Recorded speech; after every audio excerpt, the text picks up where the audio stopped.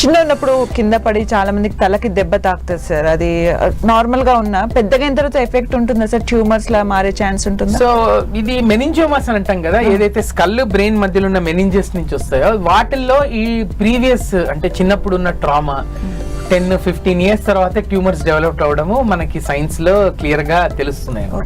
అలాగని ప్రతి ఇంజురీతో ట్యూమర్ కాదు, కానీ డెఫినెట్ గా ఈ మెనింజోమాస్ డెవలప్ అయిన వాళ్ళలో కేర్ఫుల్ గా చూసుకుంటే 10-15% వాళ్ళకి ప్రీవియస్ చిన్న పిల్లలు ఉన్నప్పుడు దెబ్బలు తగలడం మాత్రం సహజం. సో ఎప్పుడైనా కానీ ఇంకోటి ట్యూమర్ అనే కాదు, ఎప్పుడైనా తలకి గాయం తగిలి కొన్ని రోజులు బాగుండి తర్వాత సిమ్టమ్స్ వచ్చాయనుకోండి, అలాంటప్పుడు ఇన్వెస్టిగేట్ చేయడం చాలా ఇంపార్టెంట్. ఎందుకంటే ట్యూమర్ కావచ్చు, లేదు డిలేడ్ ఎఫెక్ట్స్ ఆఫ్ ద ఇంజురీతోని బ్లీడింగ్ కూడా కావచ్చు అనమాట.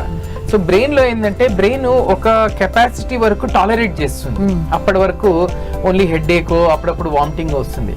కానీ ఒకసారి క్రిటికల్ పార్ట్ దాటింది అనుకోండి, అప్పుడు సడన్ కోమాలకు పోయే ఛాన్సెస్ ఉంటాయి. అందుకే ఎప్పుడైనా తలకి గాయాలు తగిలినా కానీ ఎందుకు తొందరగా డాక్టర్కి చూపించుకోమంటామంటే, వేరే దగ్గర అనుకోండి చెయ్యో కాలో అయితే ఎక్కడైనా కడుపు ఏదైనా తెలుస్తాయి మనకి, అంటే సిమ్టమ్స్ అనమాట. బ్రెయిన్ లో మనకి అంత టైం ఇవ్వదు అనమాట, చాలా ర్యాపిడ్ గా డిటీరేట్ అవుతాయి. కాబట్టి డెఫినెట్ గా కేర్ఫుల్